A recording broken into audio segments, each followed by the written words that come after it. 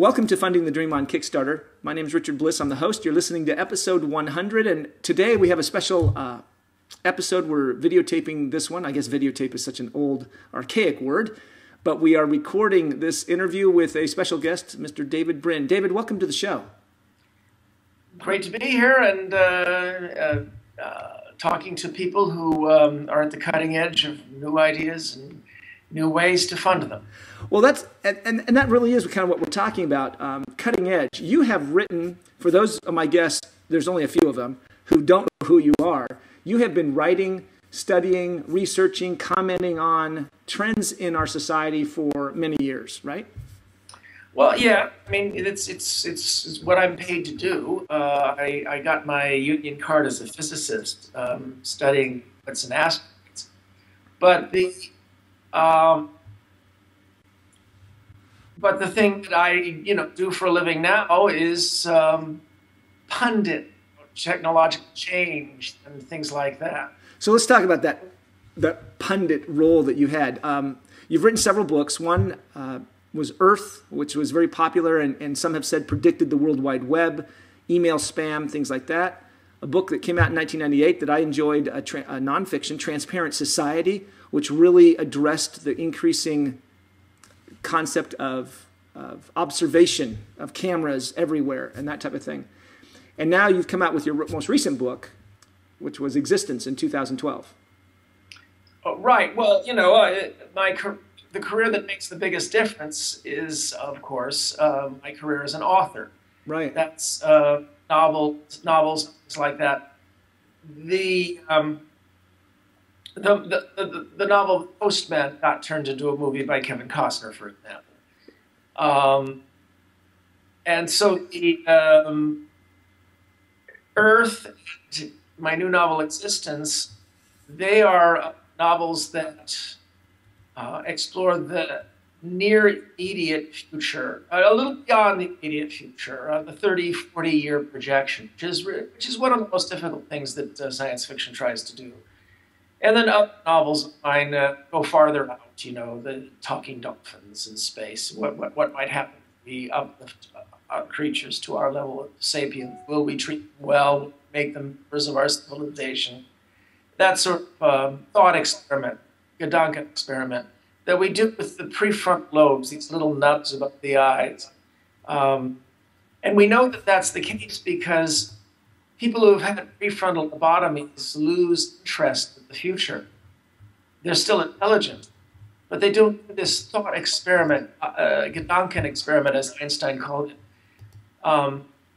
that's involved in that wonderful thing we do called anticipation, where you ask yourself, what might happen if I broach this idea at today's meeting? What might happen if I wear this today? What might happen if I try to run this yellow light? The thought experiment is becoming more important to us as we charge into the future. We move ahead toward the future. And so we need to use these prefrontal lobes. Apparently mine are a little hypertrophy because it's how I earn my living, either writing novels about the future, either the distant future where we see what might happen if we uplift animals, or the near future, where in Earth, for example, they predicting a whole bunch of things. My fans keep a wiki to keep track of predictions for that one novel. But we're members of a civilization that actually appreciates anticipation now.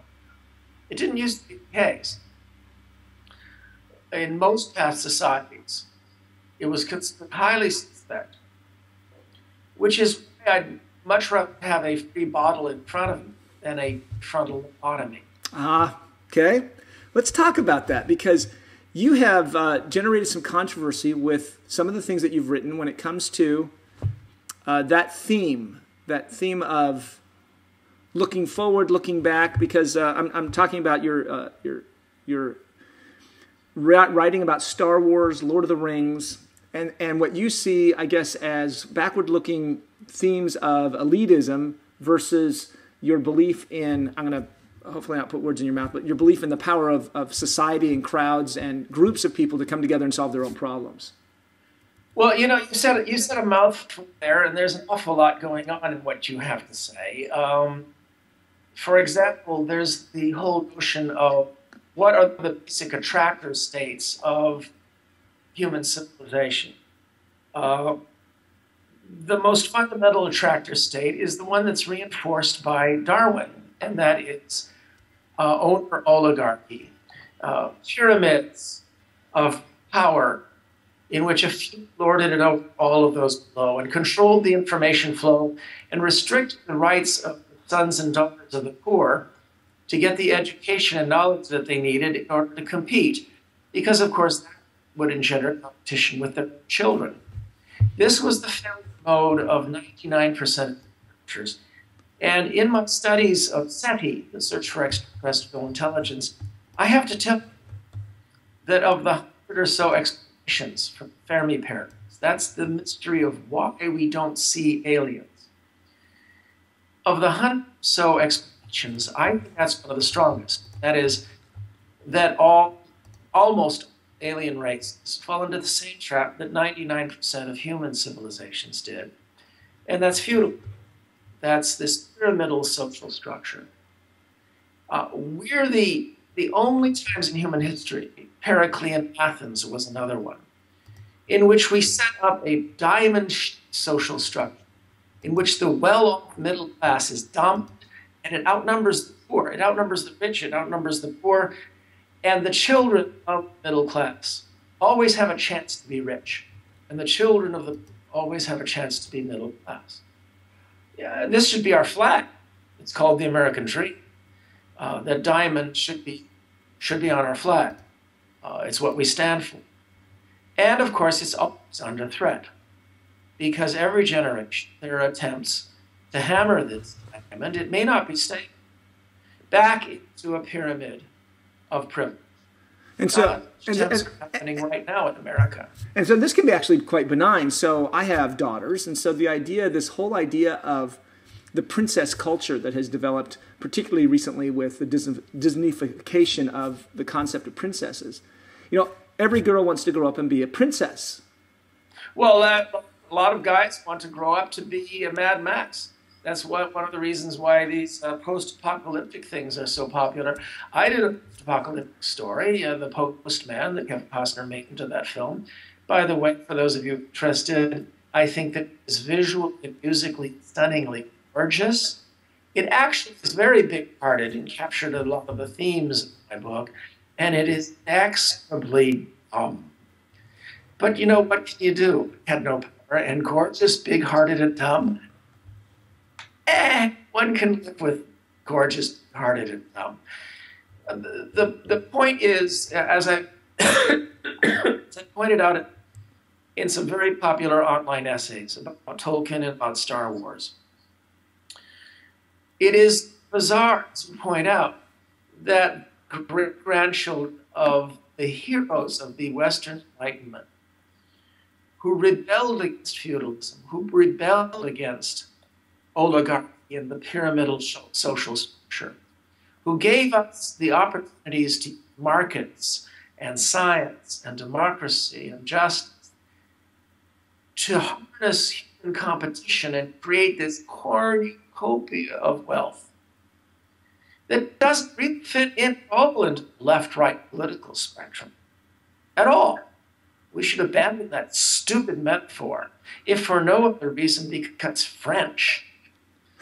But the point is that the great-grandchildren of these Enlightenment heroes who saved us from kings and secretive, nasty wizards and domination by the priests and the lords, the great-grandchildren of these heroes run flocking off to fantasy stories and where everybody's a prince and everybody's a hero, and yeah.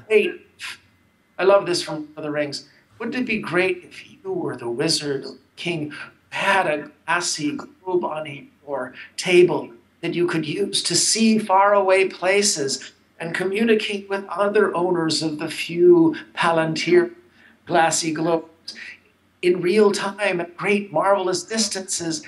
Sorry, it's not a globe, it's a flat screen, and everybody has it. Here we are. It eliminates the pleasure of thinking, I would get to be the princess, I would get to be the wizard, I would get to be the lord. Well, sorry, instead have to be something else. It's called a citizen. And so here we are. So here we see today it actually starting to manifest. Some of the things that you wrote about as fiction or near fiction is now starting to be a reality in this war of ideas. We're often asked about our predictive score, and I have a very good one. My fans keep a wiki keeping track of the predictions that I made just in 1988's Earth. But prediction is never the real goal of the science fiction author. It's true that if you predict really well and very, very frighteningly, you can create the highest form of science fiction, which is the self-preventing prophecy. The greatest examples of that would be Orwell's 1984, which girded millions of people with suspicion of authority and constantly worrying about where the next possible big brother would come from. But under normal American politics, which we don't have now, we're in stage 3 of the American Civil War right now. But under normal American politics, a decent Republican is worried about Big Brother arising from snooty academics and faceless government bureaucrats. A decent Democrat is worried about Big Brother arising from conniving oligarchs and faceless corporations. Under normal circumstances, the proper response to that dichotomy is, duh, you're both right. If your instincts are to watch out for crimes by bureaucrats, great. You keep them accountable. I'm going to watch out for the corporations. We'd be watching each other's backs. One of the reasons we've been plunged into stage 3 of the American Civil War is so that this process can stop working. And so that a third of Americans, half of Americans, are vigorously defending the right of corporations and oligarchs to reestablish a pyramidal social structure. This is not normal politics. But to get back to the main point, Orwell girded millions of people with the metaphor of Big Brother, and this may have prevented tyranny. Back when the USSR, when the left really was a threat, Orwell inveighed against its possibilities for tyranny. And the same thing with McCarthyism. This metaphor was powerful, and it may have prevented its own future from coming true. The same might be said of Ray Bradbury's wonderful book, Fahrenheit 451. And the greatest of all films was a science fiction movie, Dr. Strangelove, which arguably saved all of our lives by preventing the future that it predicted. Just scaring the crap out of us. Yeah. Now, having said that, very few science fiction stories are best known for their predictions coming true. What we instead do is poke in the sand in front of us to see what may be out there. Because the advantage and the disadvantage of a Periclean civilization, this diamond-shaped one that's based on science and egalitarianism and competition and charging ahead and markets and democracy, more science, is that we charge into the future, but that exposes us to all the quicksand pits, the punji stakes, the landmines that may have been responsible for the annihilation of other previous civilizations around the galaxy, and that might explain the Fermi paradox. So what is the answer to that? In my new book, Existence, I give fair voice and fair arguments to those in our society who are pushing the notion of relinquishment or renunciation or of slowing down.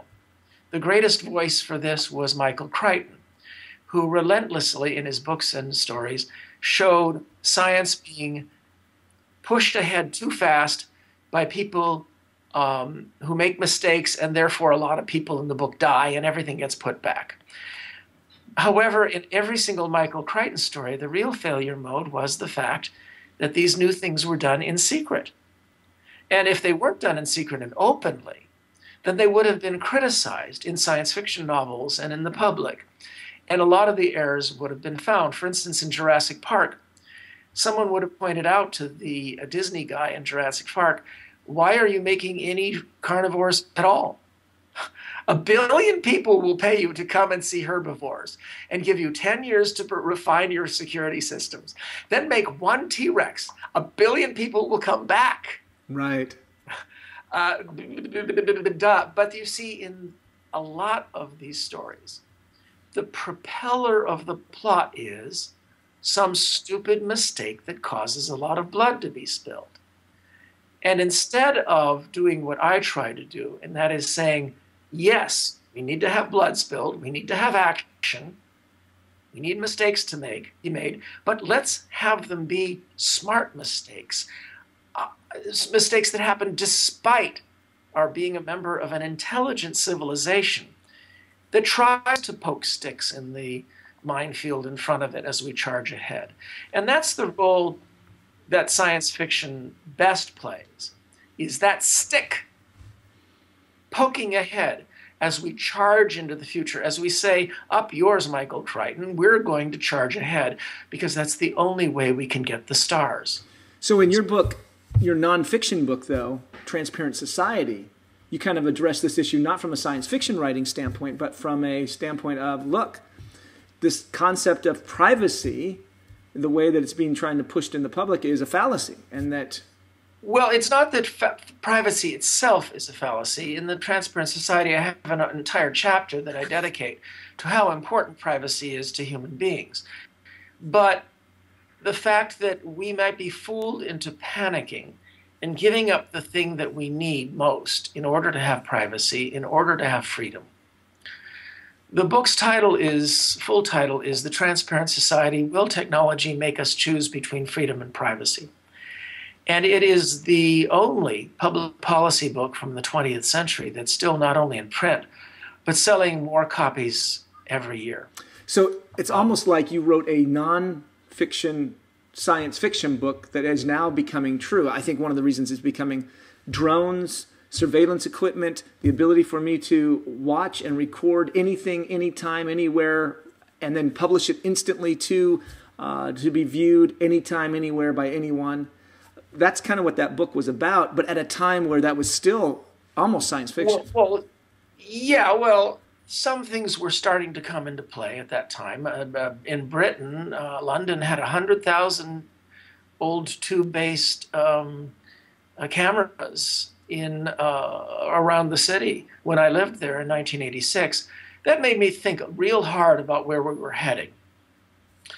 And people are right to have a big brother instinct that this could lead to the telescreen in 1984. This could lead to the elites of society, whether you fear the elites of the left or you fear the elites of the right, gaining impossible to overcome control over us. But the thing about the telescreen in 1984 that is most disturbing is not the fact that the state can look at you. The elites in human society were always able to look down at the rest of us. It's called surveillance, down from above. But the fact that the telescreen did not look both ways. If the telescreens looked both ways and all of the officials of the party in 1984 were under surveillance by the proletarians all the time, being watched, every word they said, well, you wouldn't start out with an equality of power. The party heads would still have the guns. But you honestly think it wouldn't be a different world in 10 years? Of course it would be. And the fact is that the thing that we need to be worried about is not whether the elites can look at us. They always will be able to look at us. I defy you to name one time in human history when anybody ever blinded the elites. The closest we've come is right now, where many of our government elites obey laws that restrict what they see. But the reason why they obey those laws is because they're under supervision. because they worry about being caught.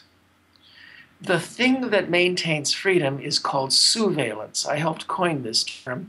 Sous in French means from below. Sur means from above. Surveillance means maintaining our power and ability to look back at the mighty. Now that we know we can do.